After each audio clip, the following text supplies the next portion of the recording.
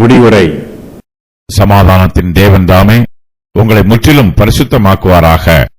உங்கள் ஆவி, ஆத்மா, சரீரம் முழுவதும் நம்முடைய கர்த்தராகிய இயேசு கிறிஸ்து வரும்போது குற்றமற்றதாய் இருக்கும்படி காக்கப்படுவதாக. உங்களை அழைக்கிறவர் உண்மையுள்ளவர், அவர் அப்படியே செய்வார். சகோதரரே, எங்களுக்காக வேண்டிக் கொள்ளுங்கள். சகோதரர் எல்லாரையும் பரிசுத்த முத்தத்தோட வாழ்த்துங்கள்.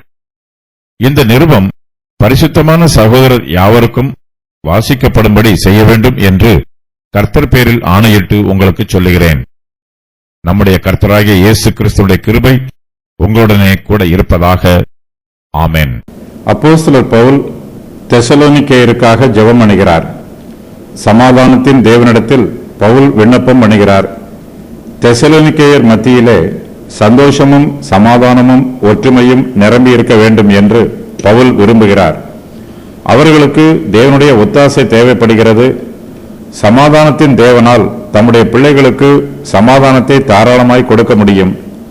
ஆகையினால் பவுல் சமாதானத்தின் தேவனிடம் தெசலோனிக்கேயருடைய சமாதானத்திற்காக விண்ணப்பம் பண்ணுகிறார். தெசலோனிக்கேயர் பரிசுத்தமாக்கப்பட வேண்டும் என்பது பவுலின் ஜெபம். தேவன் தாமே அவர்களை பரிசுத்தப்படுத்துகிறவர். கர்த்தராகிய இயேசு கிறிஸ்து வரும்போது தெசலோனிக்கேயர் குற்றமற்றவர்களாய் இருக்க வேண்டும்.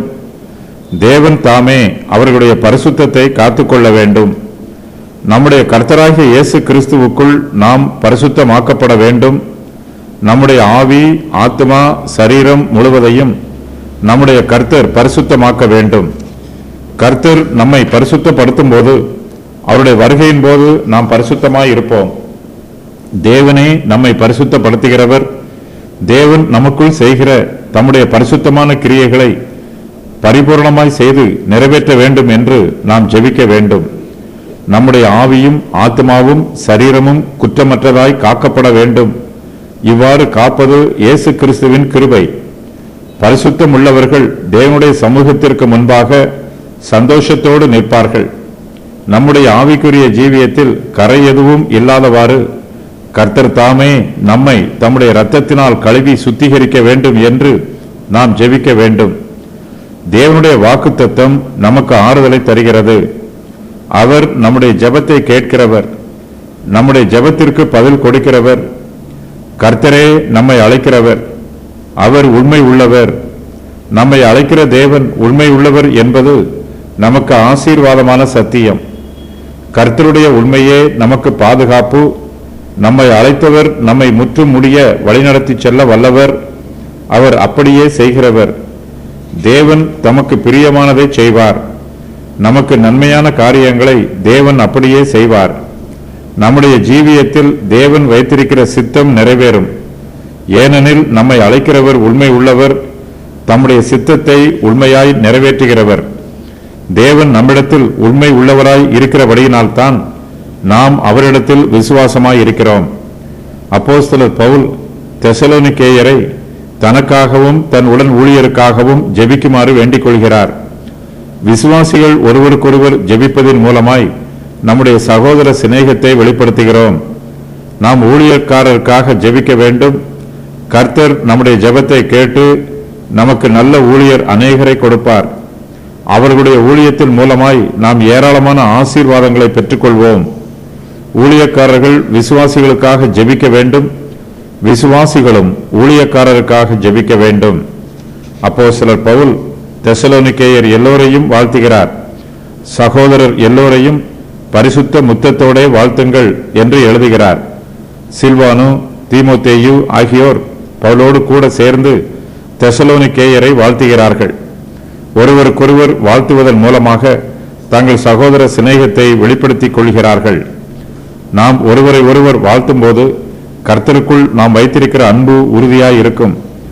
இந்த நிருபம் பரிசுத்தமான சகோதரர் யாவருக்கும் வாசிக்கும்படி செய்ய வேண்டும் என்று பவுல் கட்டளை கொடுக்கிறார்.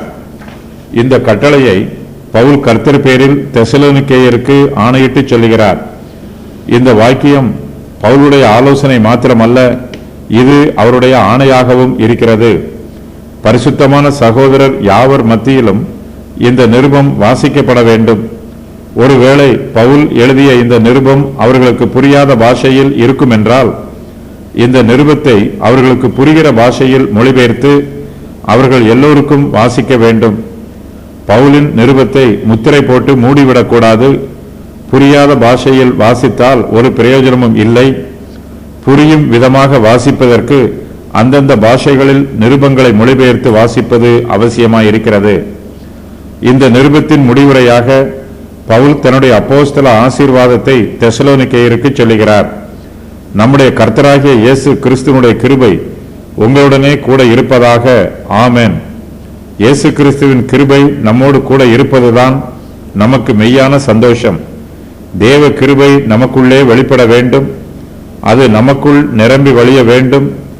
நம்முடைய தேவைகள் எல்லாவற்றிற்கும் நம்முடைய கர்த்தராகிய இயேசு கிறிஸ்துவின் கிருபை போதுமானதாக இருக்கிறது.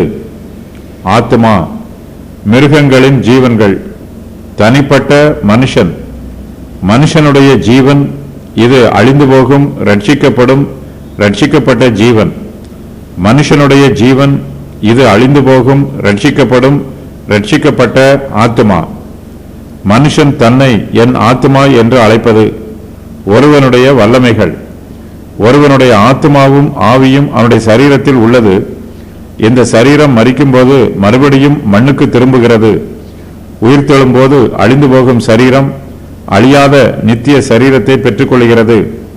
சபை எடுத்துக்கொள்ளப்படும் போது விசுவாசிகள் தேவனுக்கென்றும் அவருடைய சித்தத்திற்கென்றும் முழுவதுமாக வேறு பிரிக்கப்படுவார்கள். அவர்களுடைய சரீரமும் ஆத்மாவும் ஆவியும் முழுமை பெறும். பவுல் தன்னுடைய நிருபத்தில் பரிசுத்தவான்கள் தனக்காக ஜெபம் பண்ண வேண்டும் என்று கேட்டுக்கொள்கிறார். விசுவாசிகள் செய்யும் பொருளாதார உதவிகளை விட அவர்கள் கர்த்தரிடத்தில் தனக்காக ஏறெடுக்கும் ஜெபம் அதிக பிரயோஜனம் உள்ளது என்று பவுல் கருதுகிறார். சில சமயங்களில் பவுல் எழுதி அனுப்பின நிருபங்களை எல்லா சபைகளிலும் வாசிக்காமல் விட்டுவிட்டார்கள்.